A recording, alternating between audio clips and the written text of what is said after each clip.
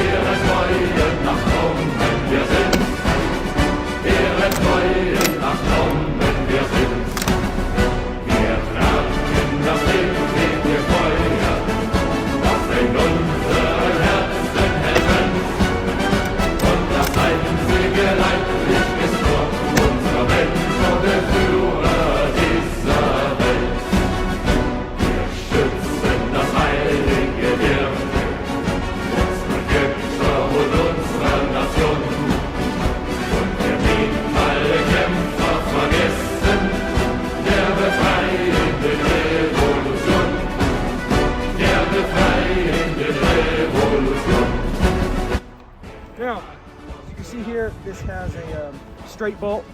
It's not canted, as you can see. Waffenfabrik, Mauser, Orbendorf, I'm not pronouncing that correctly. 1916.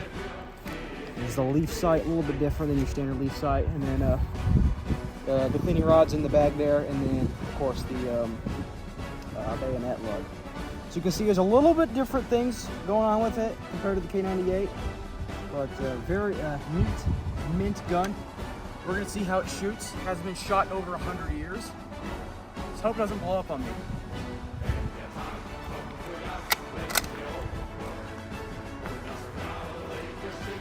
So what you do here is you take your strip clip, as you can see, insert it like that. So smooth. See how this thing performs. Out!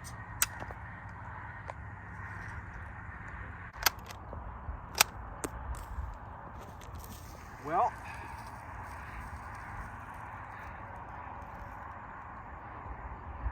no primer strike. Huh. Let's try again.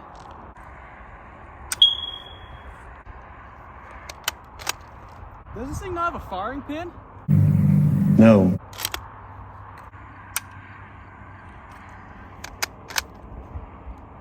I don't think this fucker has a firing pin. So I think someone cut the bolt, or the firing pin, my bad. And that's why it's not firing. Or as you can see, for further examination of the import that this is, the firing pin was cut. Well, luckily they didn't weld anything, but they cut the firing pin, which was not too big of an issue because I actually bought this. I bought some more parts years prior of actually owning one. And I'm like, hey, I'm just gonna buy Gewehr 98 parts just because I can. So, yeah, I went home, got a new firing pin, which I got one more too, which is great.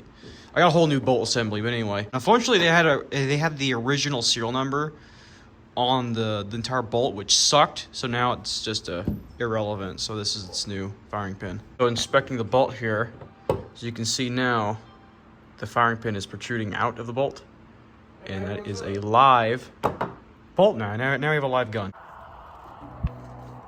Alright, so with the power of editing, now we're back at the range. Definitely not a whole day later replacing the firing pin, but here we go.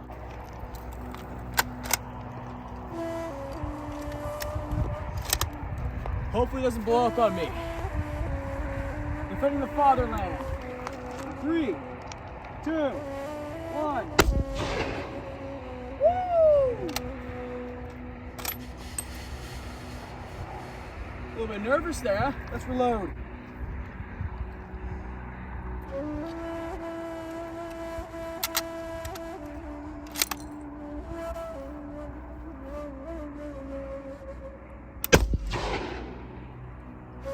I had a delay.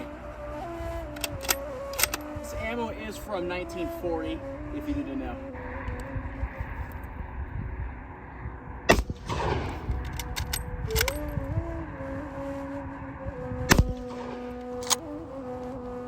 Oh, there's a coyote down there.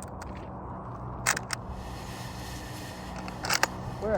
Right, you don't see it? It's right there. Okay, it's behind the bushes. See it now? Yeah, thanks.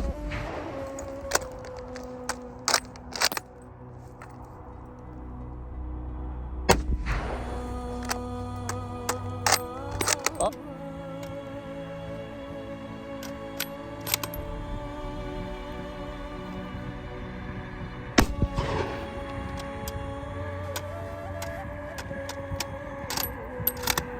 Sticky. Could use some lube.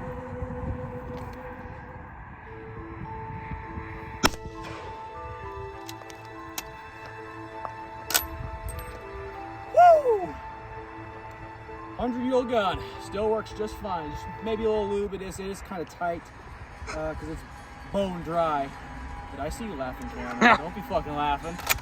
You can cut. You hear that? No lube and it's tight. Shit. So, we're going to talk about this rifle here, the Gewehr 98, the K98's older brother. This was created by Paul Mauser, 1898. And this rifle here, basically mint. The only thing, I took the cleaning rod out. And this gun needs some cleaning. I just bought it. I'm happy to have it in my collection. This is chambered in an 8mm Mauser. And I mean, just take a look at this beauty. Look how sharp that stock is right there. Like, that is sharp wood. The stock hasn't even been finished yet. I would like it finished, but I am happy with it. Gotta buy a sling for it because it doesn't have a sling attachment here, which is just fine. But safety works. Unlike most where they're kind of stiff and sticky, is your relief sight, and it just kind of moves without pushing the button. So the buttons are kind of shot, but you push these together and you move it to wherever you need it to move to, whatever range. So yeah, essentially that is your rifle. Well, let's talk about it. Oh, tally ho, dumbasses. Today we're going to talk about this. Today we're going to talk about this. Oh, bitch. Welcome to Nugs and Skinwalkers. Today we're going to talk about the Gewehr 98. Adopted by the German military in 1898, and it was created by Paul Mauser, by the Mauser Company. It's dated 1916 by Walker Fabric, Mauser, Oberndorf. It's a great rifle. It's absolutely mint. There's nothing missing. The only problem is that the barrel, the receiver, and some of the parts back here are actually matching. The rest of it, not really, but most of it is numbers matching, which is great. And I actually picked this up for $300, which is relatively good for a surplus rifle of this type of caliber. No pun intended. Speaking of caliber, this is chambered at 8mm Mauser. There's a round for it. Now I don't actually have an original box of 8mm Mauser. I do have original boxes of World War II and pre-World War II German ammunition right here. This is black tip armor piercing round, and then of course I have some regular ball rounds. Ones are dated 1939, 1940. The black tip ones are actually early war, or pre-war, as I should say. Well, it's nice and smooth. It just sounds great. It's unlike the Mosin. No offense to any of the Mosin fans. The Mosin is just dog shit. This rifle is great quality, even for just a cheap military rifle. This thing is just great quality. Other than the roller coaster sights, which a lot of people actually like the roller coaster sights. It's what people look out for. The springs inside are broken, so it just kind of freely moves sometimes on its own, which is kind of awkward. Doesn't really lock in place. The sights are a little awkward, but other than that, it's fine. Don't really care. I did forget to talk about the Mosin from last time. Is that the lack of tools you need to take the bolt apart or field strip it? Which, good thing that someone pointed that out to me. This rifle actually has that little hole right there, so as you can, and with this little hole right here, you can actually push down on the firing pin itself and then twist that little backing piece there and pull that backing piece off, and then separate your safety firing mechanism, and then you go. You got your firing pin and your spring.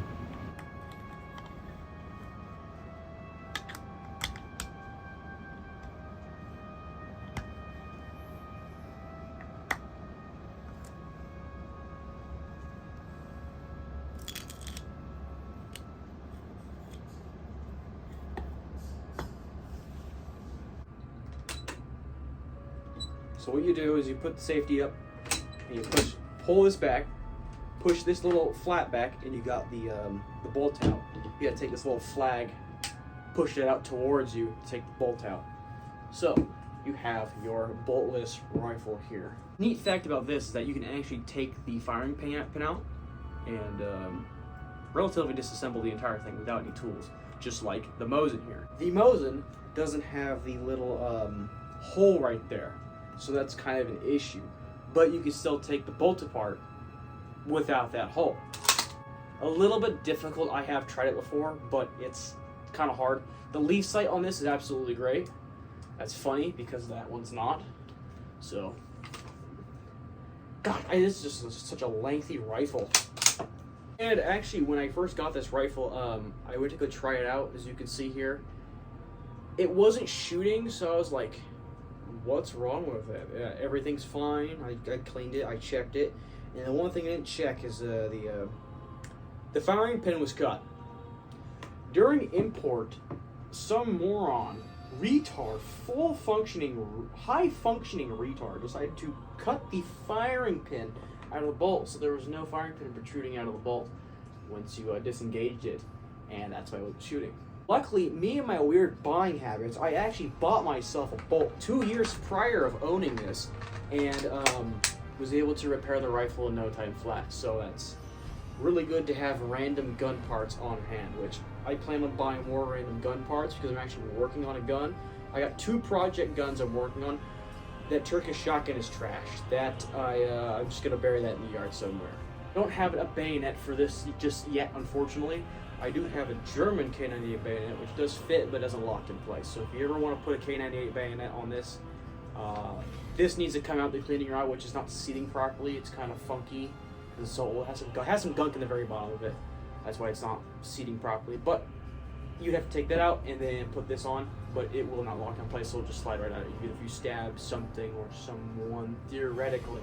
But this rifle has seen such extensive use, just throughout decades and decades of just it existing. It has seen wars in World War I, World War II, and just random kind of battles here and there in the Middle East. This rifle is so sought after that the other countries like Argentina, Yugoslavia, and many other countries make their own crappy knockoffs, but they will never have as good as quality as the Germans. Now, before I start talking my shit, I could probably get a Yugo Mauser or a Argentinian Mauser, but let's be honest. If we're gonna own a rifle, we're gonna want origin of country, not the knockoff version. It's like buying made in China, if you catch my drift. But anyway, it is actually a relatively smooth rifle. It just sounds nice, other than the table squeaking below my elbow. It just sounds nice. It's nice and sharp. But for some reason, it was aiming to the left when I was shooting, which was actually really odd. I don't know if it's just me and my bad sight. I probably just need my glasses on, if anything. It still hasn't been broken, and it's so new.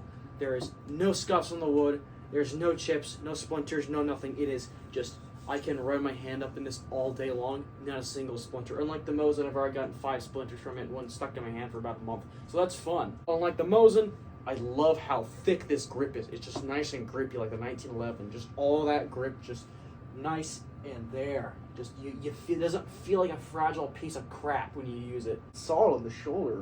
It feels very great. And there's not a whole lot of kick, funny enough. It's like shooting a 270. It's not that bad. Love to say, oh, it has so much kick. It doesn't. I've heard of people say that this rifle has quite a bit of kick. It really doesn't. 270. This has less kick than a 270. If not, it's just about the same. The sights is absolutely wonderful. Unlike that, has a dovetail sight in it, so it kind of falls off when it wants to. Surprisingly, this rifle actually had quite a bit of a short service life. It was used from 1898 to 1935, which tracks because this box is actually made in 1935. So this would be the imperial, the end of the imperial era for Germany. Well, if you guys like this video, make sure to like, comment, subscribe. Do whatever. I don't really care. Be more videos like this coming soon. And I got a couple projects like this guy here, and then the bare bones skeleton 1918, which you've already saw in one video. That was just a test video to see if it actually worked. There's going to be a test video on this. And I'm actually wanting to get more historical firearms on the channel and just modern firearms in general. Any type I'm happy with. I'm actually wanting to get a 1919 on the channel. That would be very cool. Hope you guys enjoy. Why are you gay? There we go. That had a delay. This ammo's super old. So I expected to like kind of react like a newer gun, but you kind of got to pull pretty far. Oh yeah, you gotta until put. it Yeah, actually the trigger pull is very heavy. Yeah. It's heavier than the shotguns. Back it back. There we go. Yeah. One more. Okay.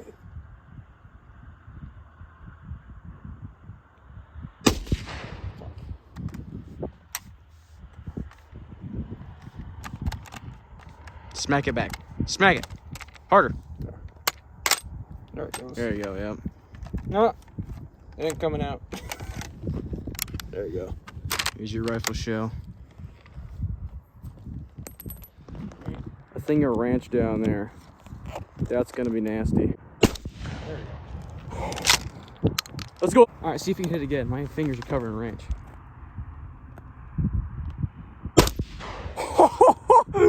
That thing went flying. Nice. Breakfast in the evening. Breakfast. Breakfast. Where the fuck are the egos? Breakfast.